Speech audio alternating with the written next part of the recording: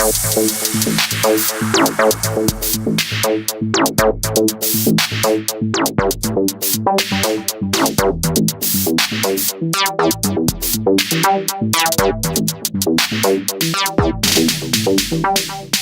to our listeners at home. You're listening to Science FM. I'm George Murray. I'm Carol Larson. I'm Elaine Stewart. And we're here today with Lori Adams. And Brinda Shetty. Oh, cool. All right, really quick, let's go around in a circle and just say what our majors are and what we do here at the university for those of us who have graduated. So, George, you want to start again? Yeah, I'm a neurobiology major right now, but I'm kind of starting to move towards science communication. Cool. It will go to school. Oh, yeah, sorry. No, yeah. I'm Brinda, and I'm the program coordinator for the Latham Science Engagement Initiative. I'm Elaine, and I'm an American Studies and Communication Study major with a certificate in entrepreneurship. So I'm all across the board, just not in science. Awesome. So Kara again, and I'm a biochem major, and I'm also getting a writing certificate. So Lori Adams, and I'm the Deputy Director for the Latham Science Engagement Initiative. I'm also the Director for several undergrad programs related to research. All right, and you guys know how we're going to start. We're going to play an improv game. Okay. All right, so this game is called Purse, and it's a lot of rhyming. And Elaine's actually good at this game, so it's fun. But the way we play this game is we go around in a circle, and we rhyme words together. So it starts out, and you just say, Purse, in my purse. I gotta put it all in my purse. And so then if I started, I'd be like, I got a dog in my purse. And Elaine would say, I've got a log in my purse. and then you just rhyme, I got oh my goodness. I know.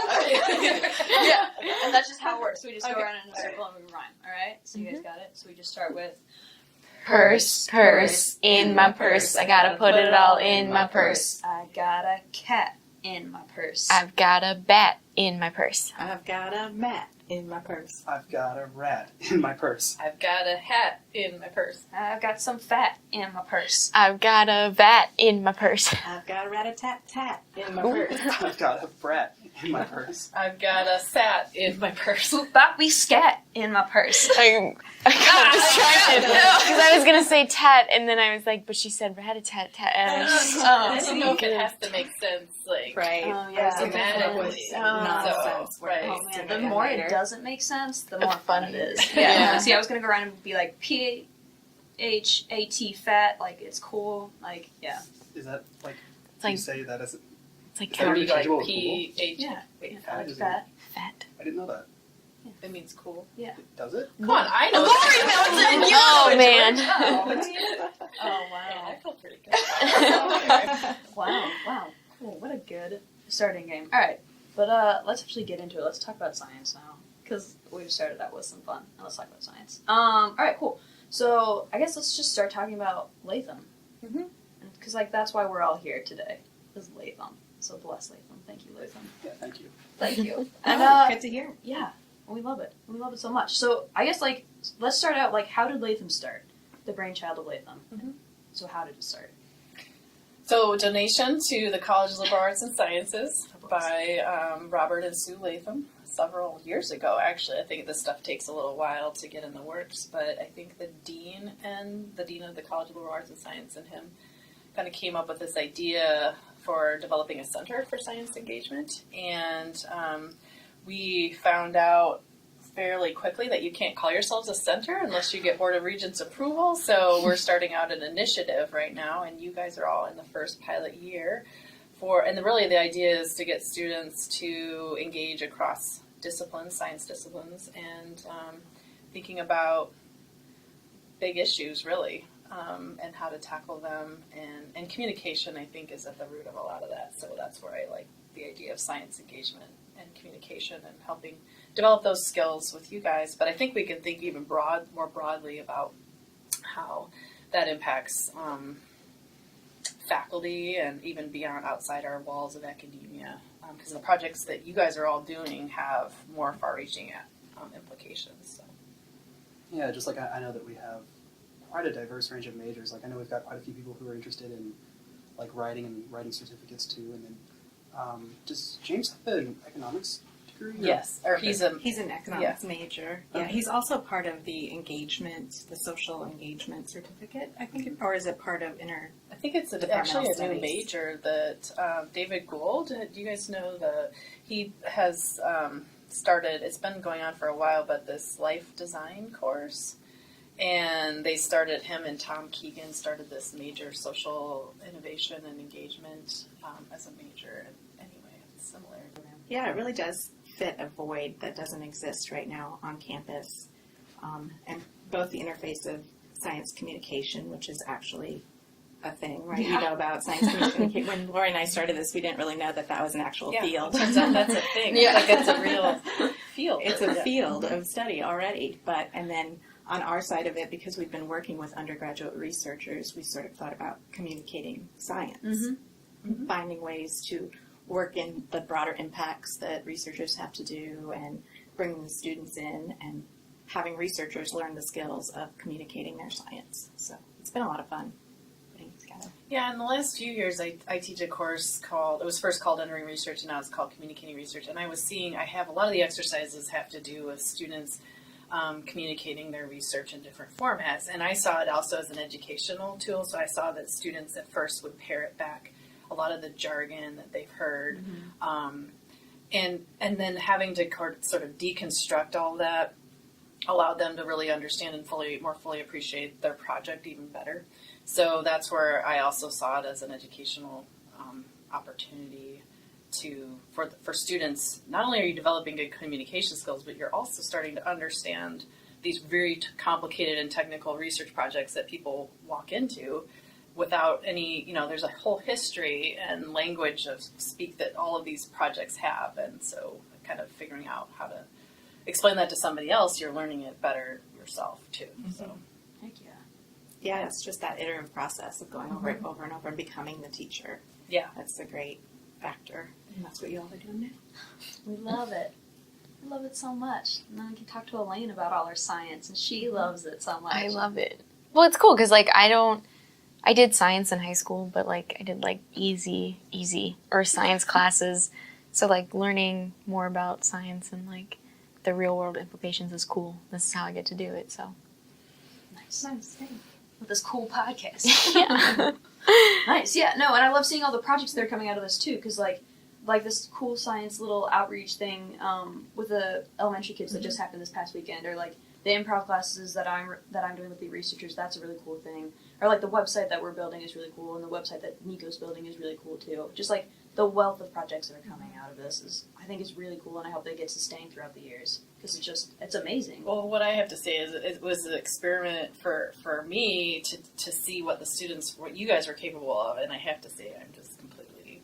I knew you guys could do it, but I was just astounded at what you guys have come up with, and so it's been really fun for me and Brinda to watch these things develop, watch you guys take ownership, and really, what I wanted was for you guys to have the freedom to do and explore these things without having to fit somehow in a specific box. I could have said everybody has to go and do a tabling event at the science festival, but instead we decided to take a risk and say, hey, let's open it up, see what everybody's got. And then what I've seen through it is everybody's bringing their strengths to the table. Somebody's got really, George is the mastermind of our social media, right? I mean, and all this stuff about I never would. I'm learning from you guys. These amazing improv works, exercises. Holy cow! I never would have thought that. So, to me, it was a great gamble. Yeah, and it's worked out really well. I mean, the projects aren't to completion yet for this first round, but they're all amazing and way more than I expected of the students. We did think one outreach project to organize and arrange and find an activity. Maybe one and done would be it. We didn't know. But then the idea of sustainability and what happens for the next cohort and bringing it all in has been really, really amazing to watch. I think that you mentioned that you're kind of letting us, I don't know, not really free reign, but express our own talents. And I think that's cool because I know that a lot of companies are starting to try to foster that, the creative collaborative environments. Or just where people can, be themselves. And I think it's cool because it's preparing us for careers that are in line with what's actually out there today. Mhm. And getting real world experiences too. A lot of times class projects are just a presentation to the rest of the class, but this is actually going out into the community, talking to people, arranging things, getting mentors across campus, working with lots of different people and lots of different phases. And it's a really good experience. And I think, for and if they don't always work, I know Brinda and I often get to talk back here about how things are going, and we're always, it's somewhat of a fear of what if the project doesn't work, but again, we come back to the idea that it's a learning experience. You're going to learn how, maybe it didn't work or it didn't have the impact that you thought it was going to, but what did you learn from that? And again, that gets back to real world experience and how things work. I think some of it I didn't actually hit till graduate school with my own research project where I was constantly hitting walls, and I was just like, why aren't things working like they're supposed to? Wait a second, and just having to dig really deep to figure out why, and then, it doesn't all fall into place like you think it's going to. And it's just like with these kinds of projects, I think some of them, whatever it is, it's still learning from what happened, okay, next time I would do this differently, or, anyway. And that's a big part of why we brought in Ideal, too, to really integrate the process of all of these projects. It's capturing the moments along the way and being able to create artifacts of what the process was, and then at the end of it, using the Ideal interface to publish it possibly, or keep it within the class. But yeah, it's a great tool that campus has. For our listeners who don't know what Ideal is, I would describe it as sort of like, imagine like a social media account that is journalistic in that you can upload video, sound, and text, images, and just sort of create a profile surrounding yourself and your project that's more, it deals more with experience than the actual project itself.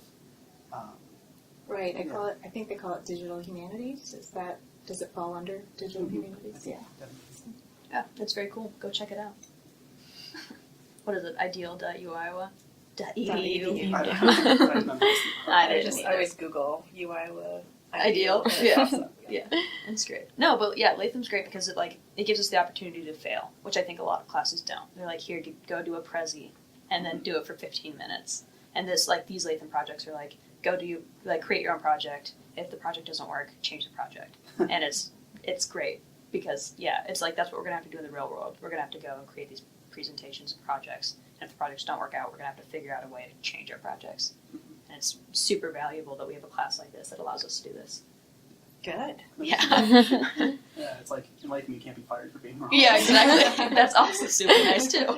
Well, and I know what it's done for me as an instructor is to really stretch outside my comfort zone, like on a daily basis, and always going somewhere where I didn't think I was going to go, and also being able to admit that I don't know, right? And so somebody else needs to find out, hey, I'm not an expert in this. It turns out, and I think I was very, very nervous about how to get it started because I'm not an expert. And it makes me wonder if that's why this field of science communication and outreach and engagement is a difficult one, because my training wasn't at the bench. I went through, got a PhD in genetics and postdoc and so on and so forth at the bench. And you kind of get along this training idea that it's ingrained in your head that you're just sort of doing this one thing and you're not stepping out of that realm, and you have to be an expert all the time in that area, and you're sort of prepped. Any sort of seminar, you're the expert in front of the room, you should know all the answers, and then to kind of step outside and say, you know what, I don't really know how to do that, or this person, I'm not an expert at this. So it takes a lot of that too, and also to talk across disciplines too. I think sometimes maybe the barrier exists because people don't want to admit when they really don't understand something, so it's much easier to be like, I mean, you can do a lot through nonverbal communication to say, like, I get that, I'm on board, but, you walk away like, I don't get it. Right. That's what I do in lecture all the time. I'm like, I know what is going on. And then I leave and I'm like, what? No, I don't know. I sat through 50 minutes of, I don't know what. And I get scared and take a test and fail the test, and I'm like, whoops. Sorry. And I have to call my mom and be like, I did really good on midterms, Mom. And then I didn't. But, oh well. Hope she's not listening. I know. She won't tell her. She'll be like, nope, we didn't do a podcast this week. No, it was a crazy thing happened. It was busy, super busy, and fun. Crazy. But yeah, you guys are also part of the Iowa Biosciences Academy too, right? You guys want to tell us a little bit about that? Yeah. Sure. Well, the Iowa Biosciences Academy is an NIH, National Institutes of Health, funded program. Do you eye contact with Elaine on that one? Just in case. No, I knew that one. I know governmental agencies. That's good. That's right. As I'm learning about communicating science, I'm learning to use less jargon and acronyms, so I need to explain myself. But the program is really about mentoring undergraduate research students to go on to doctoral studies. And again, it's an interdisciplinary program that come from all over campus, from biomedical engineering to chemistry to physics, and they're doing undergrad research in the lab, and IBA is helping to support them by finding mentors, by sending them to conferences, professional conferences across the country, and paying their lab wages.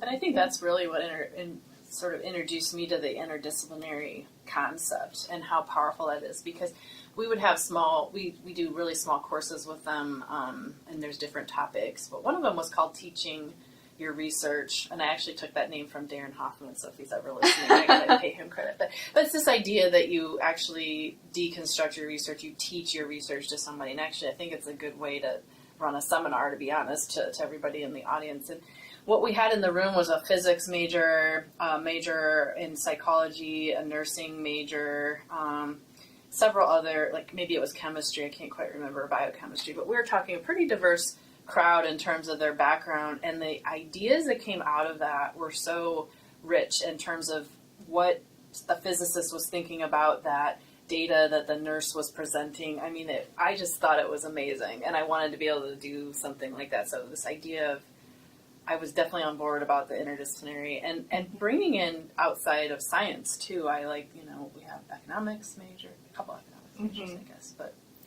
Yeah, working with undergraduate researchers really was what we grabbed onto when we were doing the program development for Latham, because it was sort of wide open to us, and there was a lot of roundabout, just bouncing ideas off each other, and what are we going to do? And since we've been working with undergraduate researchers, it seemed like a good place to start, and realizing the wealth of writing on campus, and the fact that science writing wasn't happening here at all. Yeah, we were surprised. And How little there was, like, formally for science writing. And then we wrapped in communication. Engagement was already in our title, so we kind of, that's sort of where it all came about. Cool.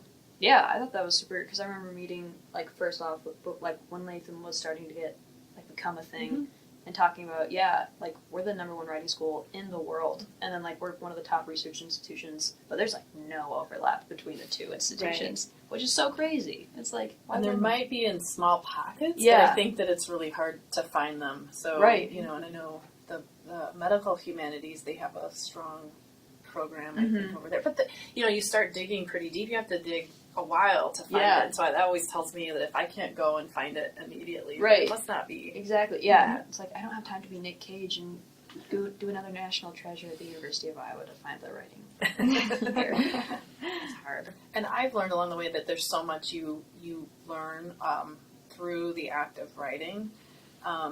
It's more than just communicating. Well, it's communicating, but you're learning so much about yourself along the way too. And I think I really learned that along the way. I said learn a lot. Anyway. And what Lori said before too about not being the expert. So we've got the idea of science and research and all of this kind of under our belts, but we really had to work across silos, as they say, to pull in people from all over campus, from journalism and mass communication, and from rhetoric, and bring them all in to sort of do that skill building the first semester, to help the students that never really have time for that in their schedule as a biology major or a chemistry major. When they're doing research in the lab, they don't often have time. So this one class kind of encapsulated a lot of it. But gave you hopefully some of the skills to work on projects like you're doing now, to go out into the community and communicate your science. Yeah, heck yeah. I mean, like, definitely for me, like, it just helped a lot with the networking. Just, like, bringing in all these speakers and stuff, it just, like, opened my eyes. Like, I had no idea IDEAL was a thing. So, like, just allowing all these speakers to come in just gave me all the opportunity to, like, meet Matt Gilchrist and know that, like, all of this equipment was at my disposal to allow these projects to become a thing. So that was super nice, just as a starter. Yeah, most people that I've contacted about it are super interested in like interdepartmental efforts, but it just seemed like initiating them is kind of the hard part. But it's cool that Latham did this. Yeah, and I think a lot of it is having that outside source of funding that we have that we can kind of, we don't have to be sort of, I don't know, within a particular department's requirements, so we don't have to worry about that in terms of how this fits into a particular major or who's going to teach what, because we have that other funding source. I think that's helped build this idea of interdisciplinary collaboration, because if one department says we're going to make everything interdisciplinary, but then this other department's like, hey, wait, I don't know, are you guys getting all the Right. I'm like using my hands and I'm okay, anyway. But I think that's the problem that happens, and that might also be why these silos kind of exist on campus, because it's kind of to do an interdisciplinary effort. Somebody has to take the lead, but if that one person's tied to another department, then anyway, it's all the back workings of everything. Right. But this has really helped just tear all that down, and we don't have to worry about it, and we can kind of run it as our own little We can do whatever. department, we want. right? Wait. Yeah, so when you pitched Latham, how did you guys pitch it? You're just like, we're going to do science communication, and we're going to do it however we want to do it. Oh no. Well, there were, again, it was a lot of back and forth and trying to figure out how the money would be used, if it would be just a scholarship program, if it would be a certificate program. And I do have to shout out to the advisory board, Yep. because we do have a strong Yeah. advisory board, and they're representative of all the different science departments. We have Iowa Center for Research for Undergraduates. Dr. Bob Kirby's on there. We have a lot of great people on our advisory board too. So kind of a lot of heads in the game and thinking about how this could work. So, but it was a lot of legwork, I think, for Brinda and I last fall, was just going around we met with everybody under the sun.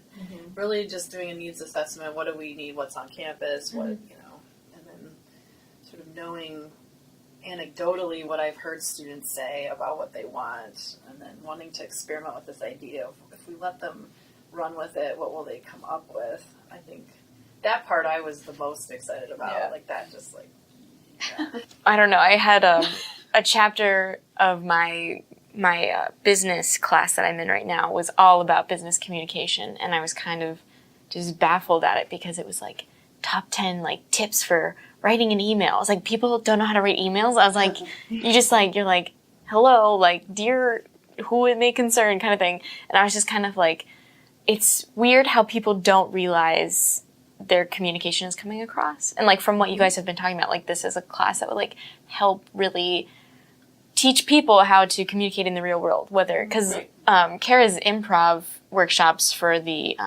researchers, I think is very beneficial, because you do think of like, oh, scientists are so nerdy. Like, they don't have any social skills. Like, I'm not like bashing on all scientists, but I'm saying it's a stereotype. It's a stereotype. It's a stereotype. Yeah, exactly. So like, through these like writing emails and learning how to think on your feet, like, would really help people who aren't used to that kind of thing. And the thing is we communicate all the time. I mean, really, all of the research does need to be communicated. It's just, I love this idea of improv and kind of going off of each other. Sometimes I think people in science will talk at each other a lot, and there's not that genuine, wait a second, I didn't get that, and I work on that a lot in one of my other classes too. It's like, okay, now if you are listening to this other person talk about science, and you guys are at the same, because they're all bio majors or something, you've had the same amount of school. If you don't understand it, say it right away, because you're no different than anybody else in the room. There's nothing special about you that maybe you're scared to say you don't understand, but I can guarantee that if you don't understand, nobody else does. Right. But that willingness to say, wait a second, because that's where true, if you really want to understand something, you've got to call it out. Otherwise, you're just walking away. You just wasted 50 minutes of somebody's time Right. having a conversation, and it's actually easy to fake understanding for 50 minutes or however long, and then you walk away, and boy, what did you take away from that? Yeah, exactly. Something about jargon, Right. and so I think it needs to happen to.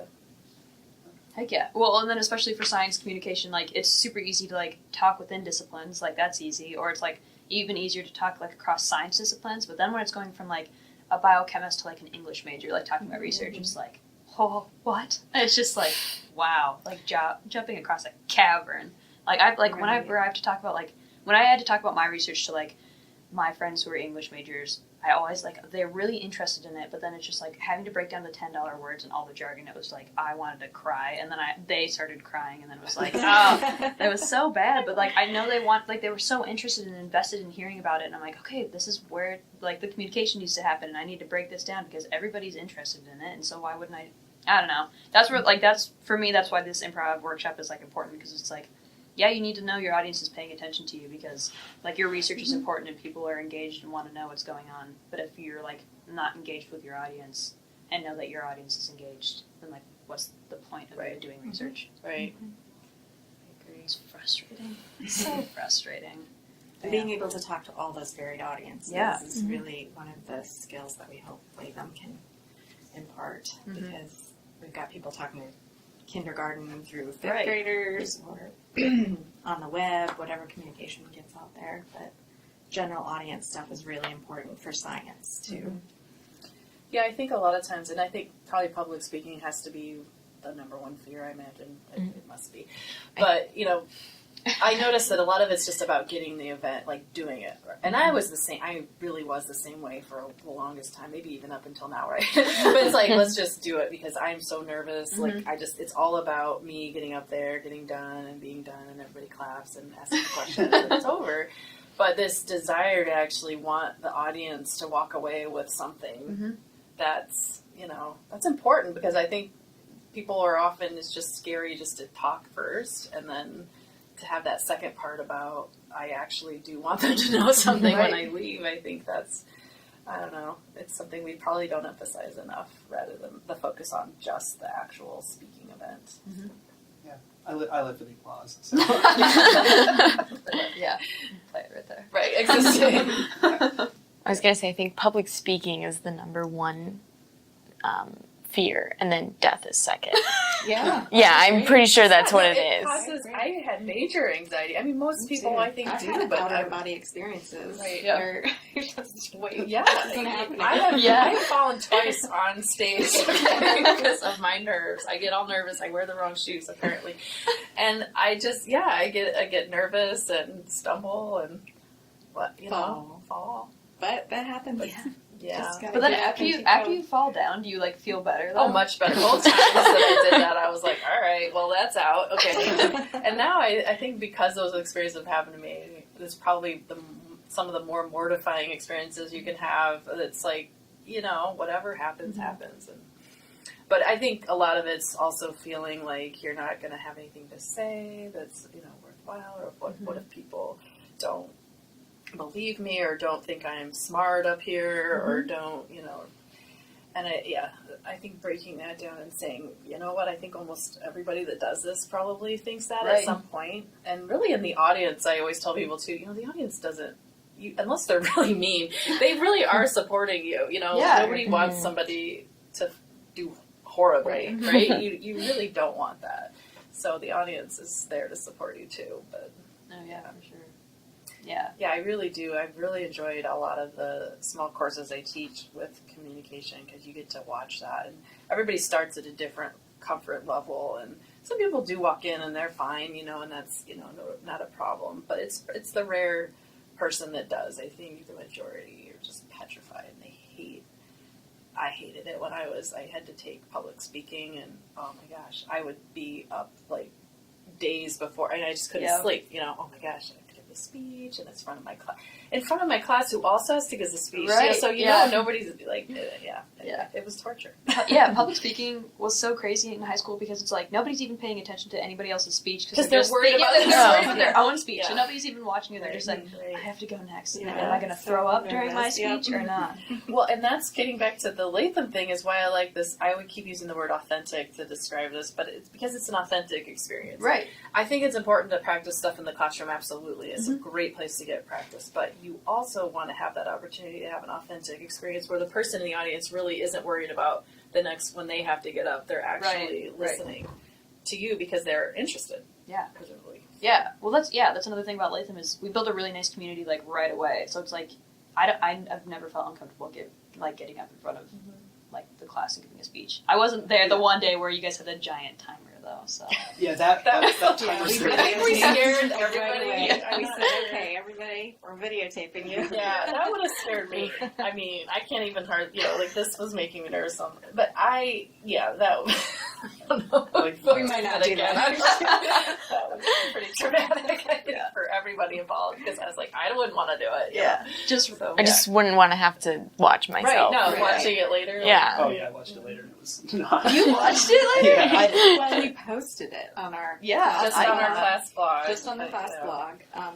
But we sort of had, at first we thought, well, the class will give everyone feedback and no comments. We're like, oh yeah, nobody wants to say anything about anything. So Oh, that wasn't the best tactic for You our should- second class or something. You should have just commented on your own video.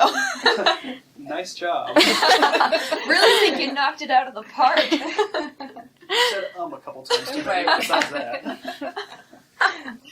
Oh no, that's really funny. Yeah, because I did it. I stood in my kitchen with my lab coat on the day before I got, or the day I got That's on the right, plane.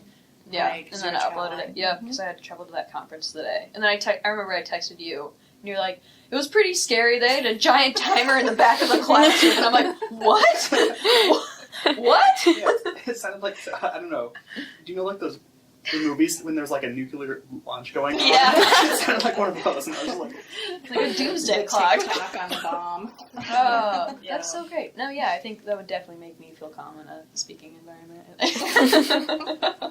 Lesson learned. Right, lesson learned. Well, sometimes you have to make yourself get, nervous, right? And have that authentic. Well, what that does, I will say, when I tell students this too, because sometimes, I do feel like I'm torturing people, but you have to have an experience that makes your heart rate increase so that you know what it feels like that next time. Yeah. Because for me, the only way I ended up getting over my major nerves was that I just had to just get through it. And do it again and do it again, and then soon, pretty soon when I get the butterflies, you just kind of quickly you bottle that up, you channel that into energy. But if you don't ever have the experience that makes you nervous, and then the first time you're like, and my body's doing weird things, and my heart's pounding, I'm like, I think I'm gonna fall over, trip and And fall. then you do fall over. Yeah, you do, and yeah. No. Yeah, we do a exercise in improv. It's called the ball of light. Have we done that with you guys? Yeah. Yeah. And it's like you channel all your energy or whatever, and then you're supposed to gather, you plug into the floor, and that's where your good energy is plugged into. And then you focus, and you're like, okay, I'm full of good energy. And then you gather up all your energy from your limbs, and then you center it into your stomach. You're like, this is where my good energy is focused. And then you gather the ball of light and you hold it, and you're like, this is my good energy. Whenever I get nervous, you can just hold your hands in your gather your hands in the middle of you, and you'll be like, all right, this is where my good energy is. It's okay. Everything's fine if I gather my hands here. And then that way, whenever we're in a scene or whatever, you can just gather your hands and be like, I'm not nervous. This is where my good energy is. And I do that during speeches. That's a really good tip. A lot. Yep. Yeah. It's funny that because that's what I Yep. always imagine Yep. is gathering Yep. it into my You just, stomach. yep. and I'm So we "Arr." for a warm up, we just stand up, and then we just gather all your light, and you're like, all right, you ball of energy, and you soak it into the middle, and then you're just all right, whenever you're nervous, you can just all your good energy's right here, and it's okay, everything's good, it's right here. It's amazing some of those things. I saw a TED talk on doing a power stance pose. Yeah. And that if you assume a power stance, and sometimes I do that. I'm at the front, I'm like, yeah.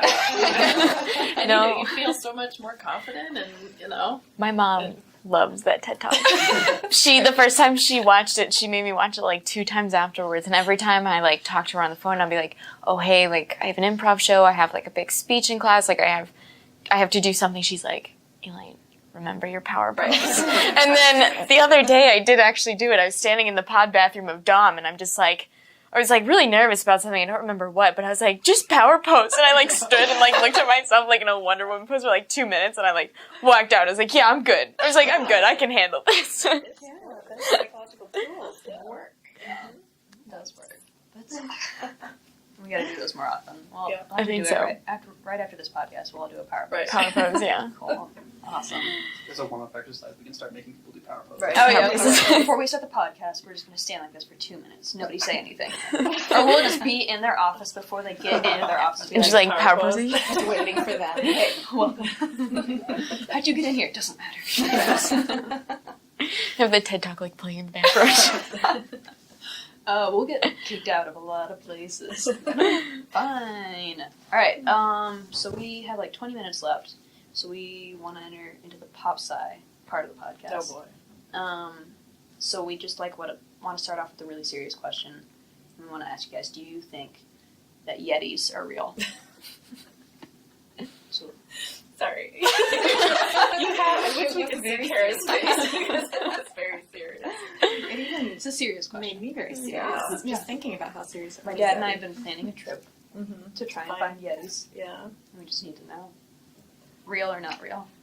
I'm going with not real, but I think it would be a fun trip. Okay, thank you. I appreciate that. You know, I'm always one to just say you haven't seen it, you just don't know for sure. I don't you know. know? Yeah, okay.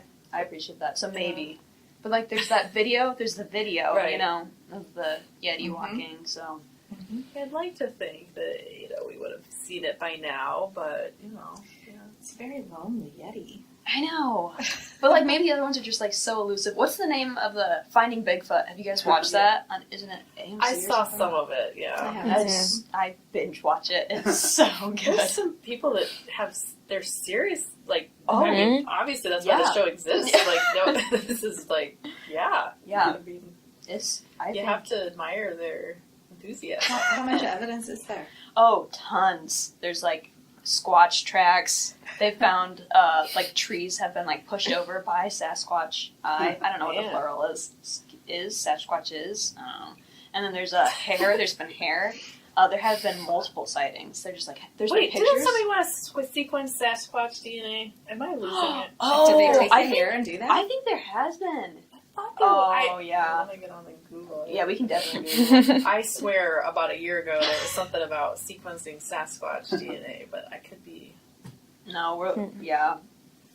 We'll say that there has been somebody who has, Who's but like attempted. inconclusive. You know, be like maybe there wasn't a good enough sample. Yeah. But yeah, I say that they definitely are real. But I don't know, like which states would you say I would have to go to find them?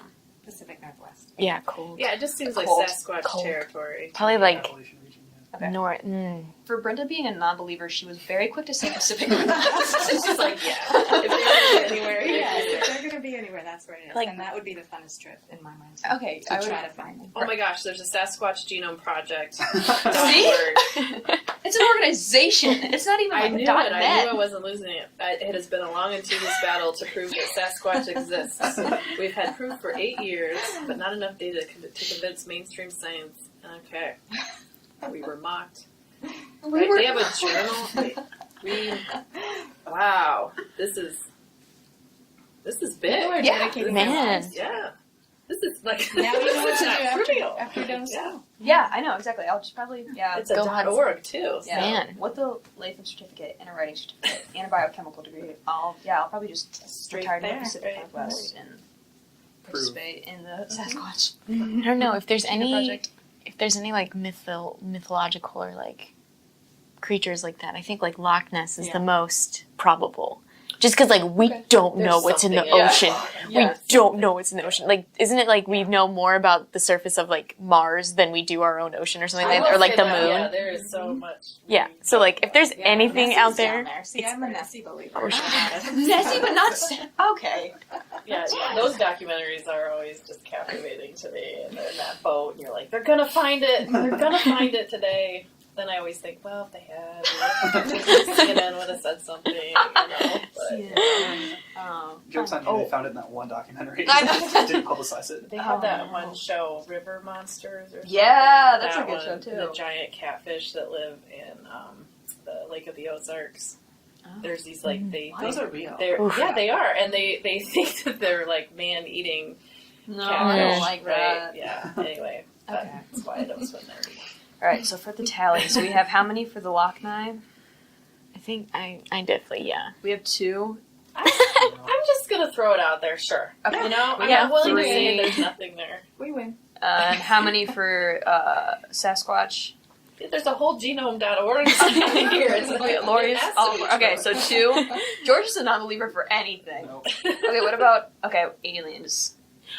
What about There yes. has to be. life? There's yeah, no absolutely. doubt in my mind about that. Like there has to be.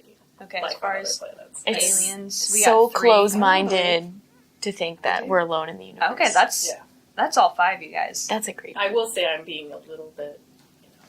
What do you mean? The Yeti, I'm, whatever. But no, definitely life outside of the U.S. the planet, I would say. Yes. Life outside the U.S., maybe outside the planet for sure.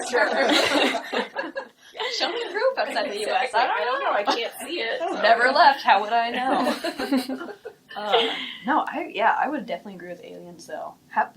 Why do you think they've never contacted us? I know because why? Well, now you're talking about Aliens. intelligent life. Oh, Which, okay. but there's nobody to say that there's not another planet like us somewhere that would, it just requires an extreme amount of the ability to transport across light years. Yeah, I forget, someone did the maths on this, where like The maths. in terms of like probability, it's very likely that there's life, and then it's also very likely that there's intelligent life that would have developed to a point where they could contact us. And like They So probably then the figured question it out is why? and like saw us, like did like a drive-by, and then they were like, "No way! Like I can't handle this." Yeah. No kidding. Yeah. Well, they probably wonder why we haven't reached out to them yet either. it's just We We're did, not there we yet. set. We try. We sent something out, right? And it had like, what did we have on it? Like, Kinds of stuff. it's constantly playing a Beatles song on loop, isn't it? It's like, Is it the White I was Owl? just thinking, okay. we just shot a bop it into space. Just you're like a constant like bop it, twist it, pull it. Is it like Bop It Extreme or just Bop It, George? In your fantasy, what type of Bop It did we send out?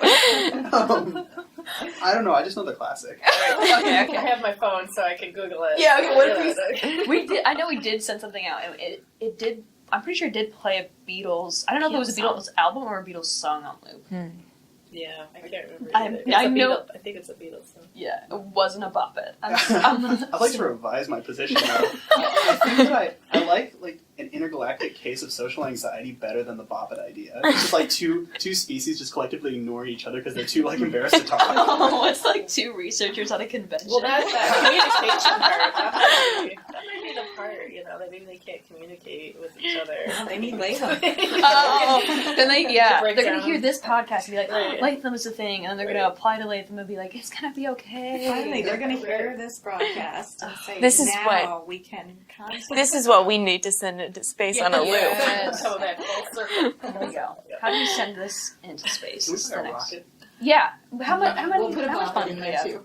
Okay, yeah. All right, so we're gonna send this podcast. Well, because Bop It. then they can play the bop it on the way here. It's probably a long journey. Oh yeah, for sure. They're gonna love it It's a so much. game, apparently. Yeah, it's like it has a bunch of. Oh, yeah. buttons. Fun. It's like a Grab little- it and pull it and Yeah. bop, Bop it. it. And it yells at you, Dang it.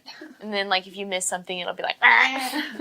So I have never heard of such a thing. It's fun. I didn't- You should get it for the kids. They I love it. guess so. Yeah, you're gonna hate it. It's an outside. Okay, maybe Yeah. I won't. It's a bad Anybody that toy. says it's an outside toy, Yeah, I always used to play it in Target while my mom was shopping, and then I'd look up 3 hours later and be like, "Oh no, Where's my mom? there's no more fear." Like I've never been so afraid of than getting lost in a grocery store. Like just being in a grocery store and looking and being like, "I don't know where my mom is." That happened like winter break for me. Like my mom and I love grocery shopping. My mom hates it, so I always go with her. And then like we're just like going through the aisle. She's like, "I'm gonna go get this," and I'm like, "Okay." I'm like waiting there with the cart. I'm like, where is she? I'm like, she left me. I'm like, but I have all the groceries. I'm like, I can't pay for these. I was like, am I gonna have to put all these back? No, if you just like leave the cart and walk away, somebody else will do that. That's bad though. Do you know, Yeah. at the front of the store that you're like parents are able to like call for lost children. You need to call for lost parents. I probably could, but that'd be a little weird, like an 18-year-old like going up to like the front of a grocery store, like I lost Oh, my it's my mom. mom. Then they come over the intercom with the mother. Elaine, please come to the front. My mom would be like, she's not mine. She's not mine. Your mom would be in the car, just being like, I don't. That's ridiculous. So do you guys really think I have a chance of finding a Sasquatch in the Pacific Northwest? Hard no. George, come on! Okay. Why do you have to squish my dreams like this? Skepticism. That's fine. What if it's just like a really tall like man that's just wearing like Hairy man. yeah, he's just like one of those people with like lots of hair. Theory. Really weird overcoat. He's like a ex-basketball player that got like chastised for being really hairy. Like, you can't play Lives alone in the basketball. woods. That's like fine. I'll count that. That's like pretty I'm close. trying to figure out where they're located, the team. The genome The team. genome team. It does look very woodsy. You can't tell. The woodsy team. I want an internship there. Just like There's a lot of people Yeah. out there. They have to have series. They have a website. Well, there's, there's like- things is that you have to believe, George. Yeah, George. Confirmation bias. That's true, because like on whatever Finding Bigfoot, they have like a team of 5, and it's like 4 of them are like hardcore believers, and then they have the one scientist who's a non-believer. It's like the X-Files. It's exactly like the X-Files. The whole show after the X-Files, and they're like, "What do we need to make this real?" A non-believer, and then they found a scientist who was the non-believer. I don't know what she's a scientist in, but she's like supposedly has a degree in some science. What do you have to get a degree in to be like, I'm gonna go look for Bigfoot forever now? Like, you need like a magnifying glass and a lot of ambition. Be like, I don't know, I went to school. What do you need the magnifying glass? Like the hair, you're not gonna I didn't think that one through, but like That's a good question. If only we used magnifying glasses more often, we'd find it. Yeah, we would have found Nessie years ago. I like to cultivate that image of scientists as people just walking around with magnifying glasses. Like borderline In a white detectives. lab coat. That's what Like in the middle of It's the just a woods. bunch of people with magnifying glasses, actually. Cool. All right, well, this has been a good episode, you guys. But we end with chanting science. So if you guys would chant along, I think we're gonna call it quits. So, you all ready? I'm ready. Science, science, science.